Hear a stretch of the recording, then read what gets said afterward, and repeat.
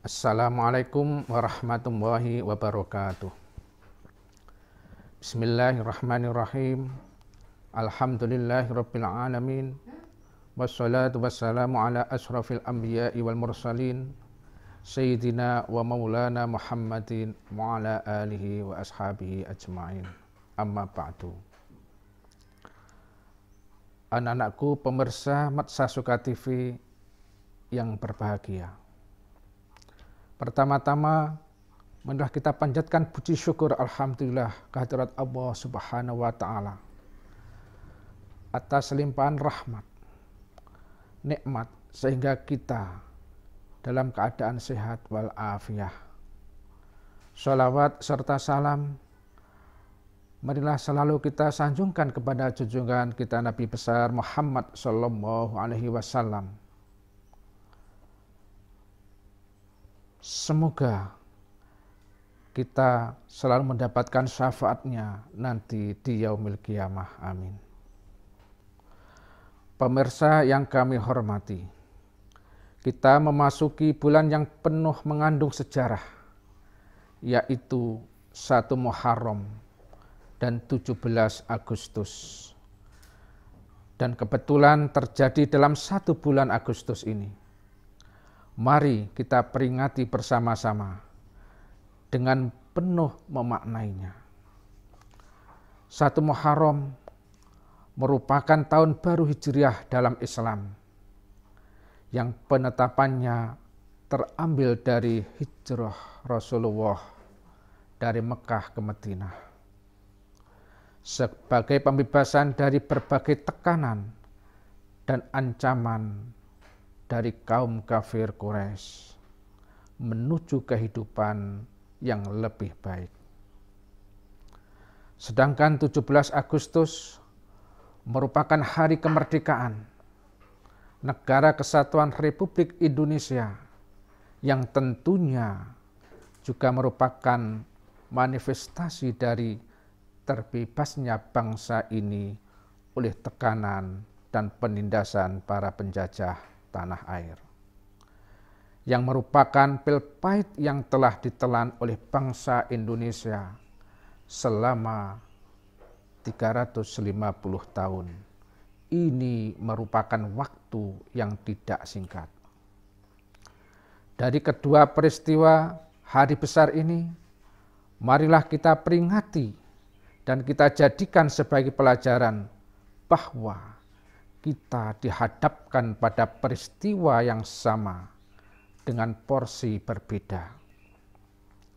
Oleh karenanya, kita harus mampu untuk mengubah diri menuju masa yang penuh dengan cita-cita, pengharapan hidup, lebih-lebih di masa pandemi COVID-19. Jangan sampai menyurutkan semangat kita untuk bisa merdeka, yaitu merdeka dalam belajar. Sebagaimana firman Allah, A'udzu billahi minasyaitonir rajim. Bismillahirrahmanirrahim. Innallaha la yughayyiru ma biqaumin hatta yughayyiru ma bi anfusihim. Sesungguhnya Allah tidak akan mengubah diri suatu kaum sehingga mereka mau mengubahnya sendiri. Konsep merdeka belajar sangatlah berbeda dengan kurikulum yang pernah ada dan digunakan oleh pendidikan formal di Indonesia. Konsep pendidikan baru ini sangat memperhitungkan kemampuan dan keunikan kognitif individu para siswa. Garis besar konsep yaitu melalui asesmen kompetensi minimum atau AKM. Perbedaan konsep pendidikan baru ini dengan kurikulum yang digunakan sebelumnya adalah siswa diharapkan mampu menunjukkan kemampuan minimum dalam hal literasi dan numerik. Fokusnya bukanlah banyak siswa mampu mendapatkan nilai melalui penugasan dari guru, tetapi bagaimana siswa mampu berpikir secara kritis, menggunakan kemampuan kognitifnya. Dalam bidang literasi misalnya, bila pada kurikulum sebelumnya siswa lebih banyak diharapkan menghafal dan menerapkan materi yang mereka baca dalam konsep asesmen kompetensi, siswa diharapkan bisa berpikir logis untuk kompetensi atau mengabstrasikan maksud dan tujuan dari materi. Begitu juga dalam hal numerik atau pada pelajaran sains seperti IPA dan khususnya matematika. Siswa tidak boleh hanya menghafal formula atau rumus, tetapi juga menemukan konsep dasarnya sehingga mereka bisa menerapkannya untuk menyelesaikan masalah yang lebih luas. Yang kedua adalah survei karakter. Cukup melegakan bahwa akhirnya pemerintah mengakui pendidikan di Indonesia adalah investasi yang mahal.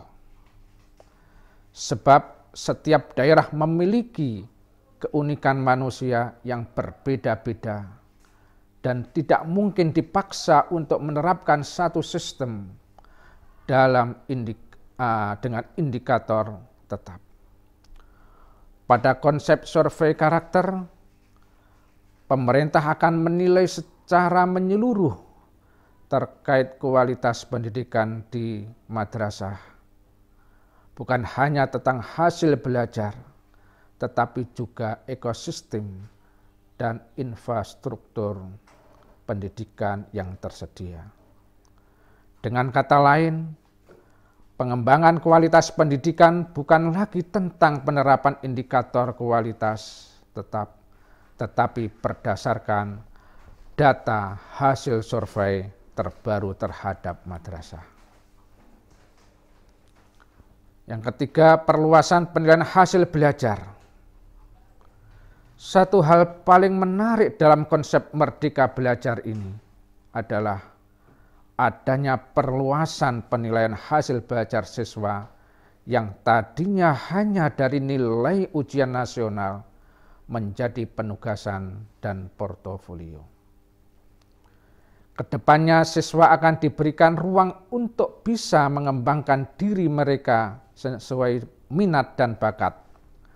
Dengan cara ini, stigma siswa pintar dan bodoh diharapkan bisa segera dihilangkan.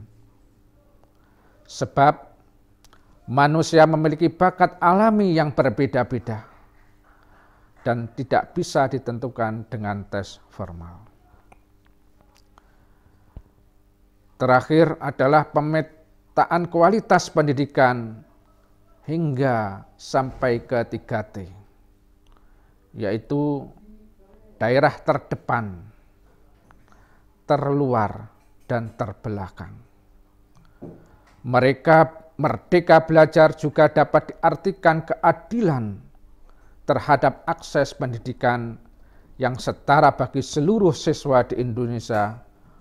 Oleh karena itu, pemerintah membuat kebijakan afirmasi dan pemberian kuota khusus bagi siswa yang tinggal di daerah 3T. Anak-anakku, siswa-siswi tercinta, dengan merdeka belajar di tengah-tengah pandemi COVID-19 ini, kita tetap semangat sebagaimana apa yang ditempuh oleh Rasulullah dan para sahabatnya dalam hijrah, dan semangat para pejuang kemerdekaan untuk membebaskan negeri Indonesia dari belenggu penjajah, serta tetap menjaga protokol kesehatan dengan tetap mematuhi anjuran pemerintah dengan 5M 1D. memakai masker, mencuci tangan, menjaga jarak, membatasi mobilitas dan interaksi, menghindari kerumunan, dan satu adalah doa. Merdeka Indonesiaku, merdeka belajarku. Terima kasih. Assalamualaikum warahmatullahi wabarakatuh.